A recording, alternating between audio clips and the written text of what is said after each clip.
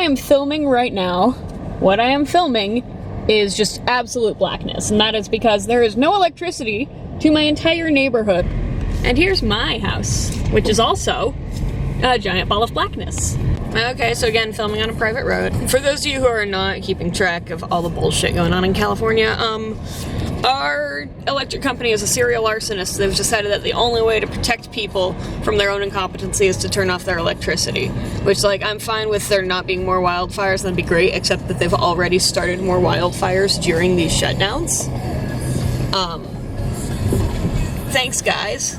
I'm fine with them, like, once they're in the position they're in, shutting off the electricity is not a big deal, but much like how when my cat gets stuck behind the washing machine and we have to unplug the washing machine and pull it forward to get the cat out, and I'm fine with unplugging the washing machine to get the cat out, I do want to know how did we get here? Because all the other electric companies in the rest of the United States are capable of providing electricity and not killing 80 people in a fire. So that's just some food for thought right there. But the good news is that they're only shutting down things with above ground power. So the local Walmart and the local Dutch Bros still have electricity, which means I can get gas and coffee. There we go.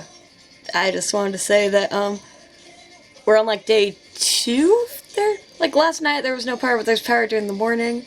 Oh, I should turn off my music. I'm gonna get copyright struck. I'm losing it, man. Like, it's not from no electricity, it's from the massive disruption of my normal day and work adding extra things, but I'm going round the bend. Hey, Keys. What are we doing, Keytar kitty? You know what we're doing? We're staying under the covers because it's freaking cold. Now we're hiding under the blankets. Why are we hiding under the blankets, Miss? Is it too cold without the household heater? It's uncomfortably cold, and so we had to hide. I have fallen ploy to one of the classic blunders. The most famous is never leave your umbrella in the trunk of your car because you will get rained on while you get it out of the trunk of your car. But only slightly less well known is this. When you put your jacket on in the morning and then you go into your car and then it warms up and you take your jacket off, don't leave it in the damn car where you have to run out to the car and freeze your freaking little toes off. 1 sweater, 2 sweaters. And yeah, I could put the sweater on, but I thought it'd be more important to just vlog it. Because I have bad priority. Vlogging on a private road, it's legal. Oh, turkeys, check it out, guys. Turkeys, I've got actual optical zoom now. I can zoom in on the turkeys. Turkeys! Come on, guys, get off the road so I can drive. Alright, good job, boys. My local Dutch Bros was out of pumpkin. This Dutch, which has pumpkin, is notoriously slow. But I need it to be slow, because I want to get my phone up to 100%. Why would I drive around in a loop and not have pumpkin when I could go 60 miles out of my way? It's not 60, but it is like a 35-mile round trip to go get pumpkin. And don't get me wrong, I am not a fan of pumpkin spice everything. I do think it is the seasonal flavor bully, but specifically the Dutch Bros Pumpkin Pie Breve is good. While we wait in this drive-thru, we are also going to tape my hand up. I have a cortisone shot scheduled on Tuesday. I don't have a huge amount of faith that it will work, because it's just been such a long-running injury that could have been treated a long time ago, but my workers' comp insurance decided to be a fucking piece of shit about it. I'm so tired, and I slept with my contacts in last night, because I was having, like, a lot of anxiety. In that video where I was like, I've gone around the bend, I was having a lot of anxiety, and one of them was, if my house burns down, I wouldn't be able to see, because I wouldn't have my contacts. The power's out, can't run your amp. So your Keytar options are kind of limited. You've got the Keytars with the onboard speakers, the Yamaha SHS line of the 10, the 200, the 500, and the 300 whenever that's released. if you really want to get your Keytar experience in and you have no electricity, maybe the best option for you is the acoustic Keytar. So this is the acoustic Keytar. Some of these don't come with pre-installed strap buttons and you gotta do it yourself, but this one, thankfully, is pretty easy. Like many other instruments, you can spend an infinite amount of money on it if you so desire. Can we please not text me while I'm trying to make the YouTube? I'm already out of my element because I had to leave my room.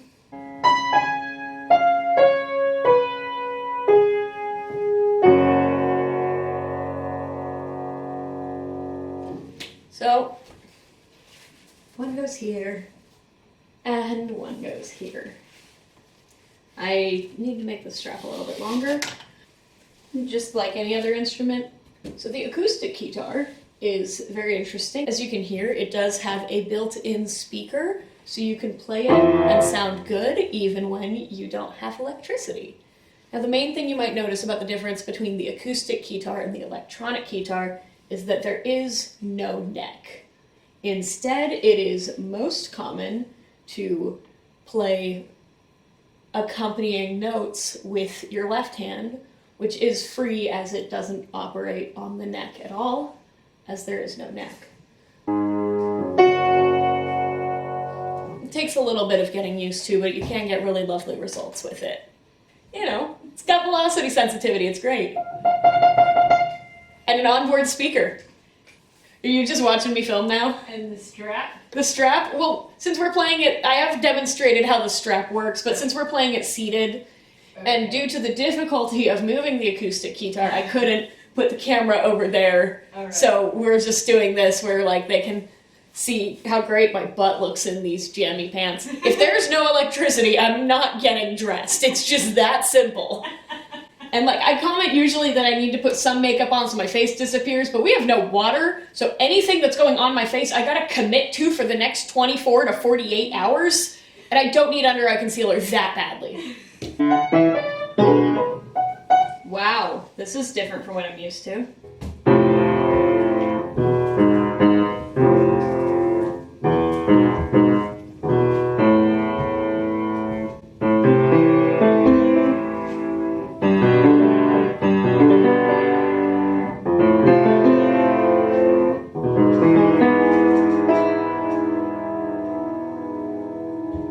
It does have 88 voice polyphony. Polyphony? How do you say that word? We're gonna move this because I'm tired of it pointing at my butt.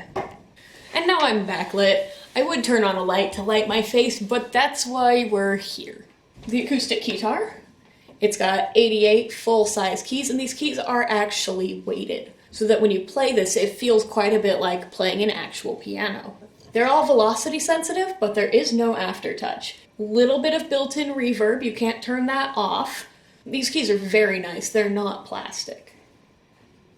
I meant to learn how to play a piece before I did this. Maybe I'll practice after I'm done filming this bit, and then I'll just intercut it so that it looks like I know how to do this. It doesn't have any voices, it just has this one piano voice, but it is a very good replica of an actual piano. While you don't have touchpads like you have on the Alesis Vortex, you do have a percussion area right down here just out of frame. It's pretty intuitive. Feels quite a bit like playing an actual piano. You don't really have a volume control in the traditional Keytar sense. You can't adjust that. It all has to come through the way that you play, which is a little bit tricky to learn. I've heard that some people will go to school for years just to learn that. I would greatly prefer if there was a, pedal, a button over here that I could operate like this. But, we can't always get what we need. One of the most confusing parts of this for me is that the keyboard is just at a very strange angle.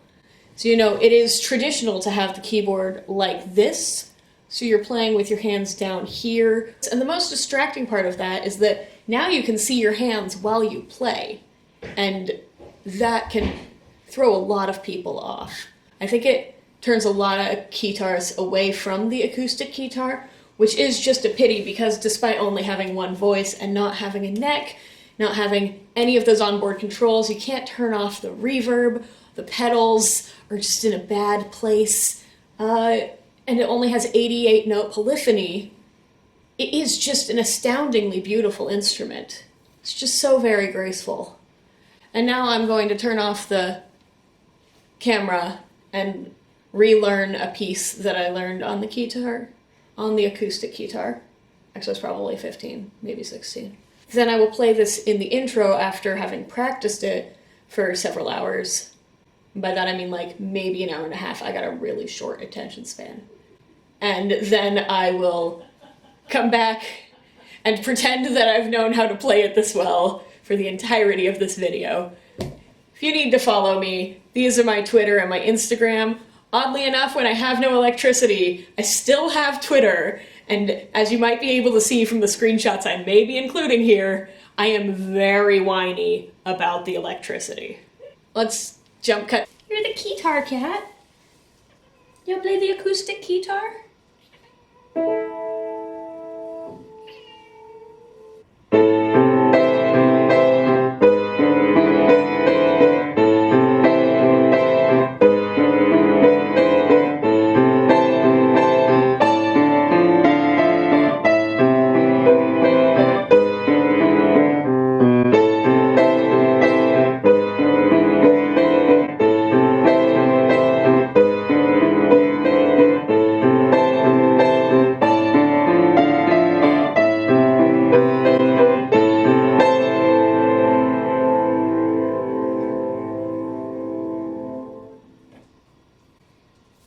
Not bad for getting a cortisone shot yesterday.